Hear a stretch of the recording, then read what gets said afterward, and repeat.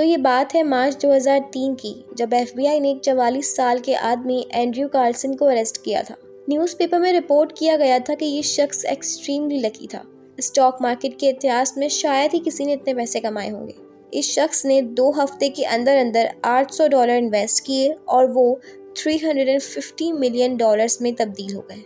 FBI को शक हुआ कि यहाँ तो कुछ गड़बड़ है, या तो ये किसी इनसाइडर ट्रेडर का काम है। लेकिन जब एंड्रयू से पूछताछ की गई तो उसने कहा कि मैं एक टाइम ट्रैवलर हूँ जो कि all the way from year 2050 से फ्यूचर में आया है। मुझे पता था कि कौन सा स्टॉक ऊपर जाएगा और कौन सा नहीं, और बहुत सोच समझ कर मैंने यहाँ पैसे इन्वेस्ट किए थे। ये बात सुनकर FBI हैरान रह गई और उन्हें लगा कि ये बंदा झूठ बोल रहा है और हम ये प्रूफ करेंगे।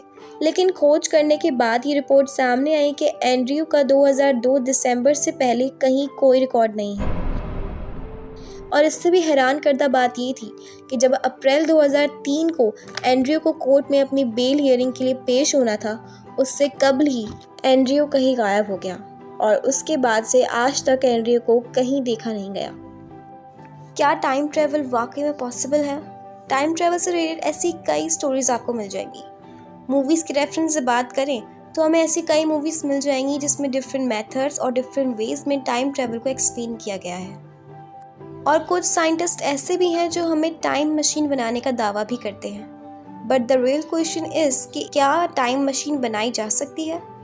वेल, ये तो वक्त के साथ ही मालूम होगा। इन फ्यूचर हमें टाइम ट्रैवल से इंट्रोड्यूस किया जाएगा क्या नहीं, क्योंकि साइंस इस हद तक एडवांस हो चुका है कि AI आर्टिफिशियल इंटेलिजेंस, जिससे एक वक्त में बहुत यूज़फुल समझा जा रहा था और जो कि यूज़फुल है भी, एक आसान बख्श सर्विस, एक रोबोटिक वर्ल्ड इंट्रोड्यूस होने वाला है इन फ्यूचर एज पर इंफॉर्मेशन। बट क्या ये वाकई में हमारे लिए पॉजिटिव है या फिर ख़तरनाक? ऑल्दो सुनने में ऐसा आ रहा है कि इन फ्यूचर जाके AI बहुत एडवांस हो जाएगा, जो कि ह्यूमंस के लिए बिल्कुल भी अच्छी खबर नहीं है। उसका मिसयूज़ भी किया जाएगा in different ways, in different methods. But this is a different topic, इस पे हम फिर कभी बात करेंगे। द पॉइंट इज़ कि साइंस इस हद तक एडवांस हो चुकी है कि शायद आने वाले वक्त में वो टाइम ट्रैवल को भी इंट्रोड्यूस करा दे। एंड हु नोज़ कि शायद उसका रिलेशन भी, उसका लिंक भी आर्टिफिशियल इंटेलिजेंस के साथ हो। अगर इस नज़रिए से देखा जाए तो टाइम ट्रैवल इन फ्यूचर हमें होता नज़र आ रहा है। वक्त में आगे या पीछे जाना कोई मजाक नहीं है। टाइम क्या चीज़ है? वक्त एक बहुत ही अहम पॉइंट है जिसके मुताबिक ही दुनिया अपनी डेली रूटीन पर चल रही है। ना वक्त से पहले कुछ होता है और ना वक्त के बाद। ईच एंड एवरीथिंग, सबका एक वक्त मुकर्रर है। एल्बर्ट आइंस्टाइन टाइम को एक इल्यूजन कहता था, यानी नज़रों का धोखा, और इसी वजह से असल में अल्बर्ट आइंस्टाइन से पहले साइंटिस्ट समझते थे कि टाइम पूरी दुनिया में एक ही स्पीड से चलता है। लेकिन आइंस्टाइन ने इस बात को गलत प्रूफ किया कि नहीं, टाइम हर जगह एक स्पीड से नहीं चलता। टाइम हर जगह अपनी एक डिफरेंट स्पीड फॉलो करता है। 1905 में आइंस्टाइन ने एक थ्योरी पेश की थी जिसे थ्योरी ऑफ रिलेटिविटी कहते हैं। आसान अल्फाज में कहें तो आइंस्टाइन का मानना था कि इंसान अगर ट्रेन में ट्रैवल कर रहा हो तो वहाँ उसके लिए वक्त की स्पीड अलग होगी, उसकी हार्ट बीट स्लो हो जाएगी, वक्त उसके लिए स्लो हो जाएगा, अब चाहे वो ट्रेन में ट्रैवल कर रहा हो या फिर प्लेन में। अपनी इस थ्योरी को प्रूफ करने के लिए अल्बर्ट आइंस्टाइन ने कुछ एक्सपेरिमेंट किया, जो कि ये था कि उसने कुछ एटॉमिक घड़ियों को जहाज़ पर भेज दिया, यानी कि प्लेन में, और कुछ को ज़मीन पर ही रहने दिया। आफ्टर टेक ऑफ टाइम को जब कैलकुलेट किया गया तो प्लेन में मौजूद एटॉमिक घड़ियों का टाइम ज़मीन पर मौजूद घड़ियों से पीछे था। मतलब प्लेन में मौजूद घड़ियों का टाइम स्लो था, लेकिन ये डिफरेंस सिर्फ सेकंड्स का था, जो कि ना मालूम होने वाला था। अब जैसे कि हम किसी टेलीस्कोप से हम किसी दूसरे प्लैनेट्स पर देख रहे हैं, नेचुरली तो हम उसका पास्ट वर्जन देख रहे होते हैं। अब ये बात मैं कैसे कह रही हूँ, वो ये कि हम ट्रेन या प्लेन वाली एग्जाम्पल को नोट कर लें। वक्त माइनर सेकंड्स ही सही बट स्लो हो जाता है। वैसे ही हम इन प्लैनेट्स को भी वो मिली सेकंड्स ही सही बट पहले वाला सीन देख रहे होते हैं, यानी कि पास्ट देख रहे होते हैं। अगर कहा जाए तो ये भी एक तरह का टाइम ट्रैवल है, बट फिर भी ये वो टाइम ट्रैवल नहीं जिसे हमें मूवीज़ में इंट्रोड्यूस करवाया गया है। अगर सोचा जाए तो क्या हम पास में जाकर टाइटैनिक को डूबने से रोक सकते हैं? नहीं। या इन फ्यूचर में जाकर हम अपने आप के ही एक ओल्डर वर्जन से मिल सकते हैं?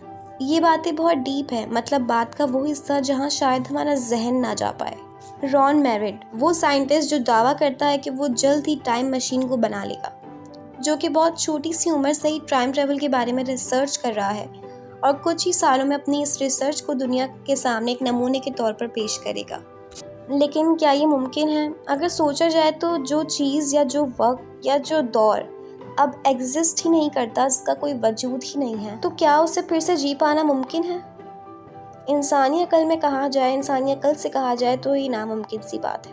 लेकिन यहाँ बात उस टाइम मशीन की हो रही है जिससे हमें मूवीज़ में इंट्रोड्यूस करवाया गया है, और या फिर जो ये साइंटिस्ट बनाना चाहता है। टाइटैनिक अब डूब चुका है।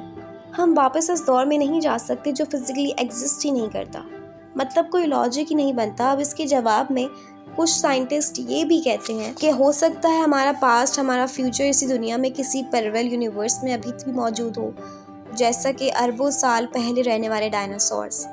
अकॉर्डिंग टू देम इसका मतलब ये हुआ कि हमारी जिंदगी का हर एक सेकंड कायनात में, इस दुनिया में कहीं ना कहीं मौजूद है और वो इस पैरेलल यूनिवर्स में एग्जिस्ट करता है। एनीवेज, जैसे कि स्टार्ट में आपको एंड्रयू कार्लसन के बारे में बताया, स्टोरीज तो यही है कि he was a time traveller जिसका कोई ठोस सबूत नहीं, एटसेट्रा। अभी तक ऐसा कुछ भी इन रियलिटी प्रूव नहीं हुआ है। अप्रैल 2020 में नासा ने अपनी वेबसाइट पर टाइम ट्रैवल से रिलेटेड ही कुछ पोस्ट किया था। Yes, time travel is possible, लेकिन वैसे नहीं जैसा कि आपको मूवीज़ में दिखाया जाता है, बट साइंटिफिकली ये पॉसिबल है, जिसके ऊपर साइंटिस्ट और नासा वाले रिसर्च भी कर रहे हैं। और अगर जल्द ही ऐसा कुछ भी देखने को मिलता है इन फ्यूचर और इन प्रेजेंट टाइम, तो उससे आपको ज़रूर आगाह किया जाएगा। टाइम ट्रैवल से रिलेटेड आपकी क्या सोच है और क्या राय है, हमें कमेंट सेक्शन में ज़रूर बताइएगा। वीडियो पसंद आने की ज़रूरत में इसे लाइक, कमेंट, शेयर भी कीजिएगा। मैं मिलूँगी अगली वीडियो में। अपना बहुत सारा ख्याल रखें। अल्लाह हाफ़िज़।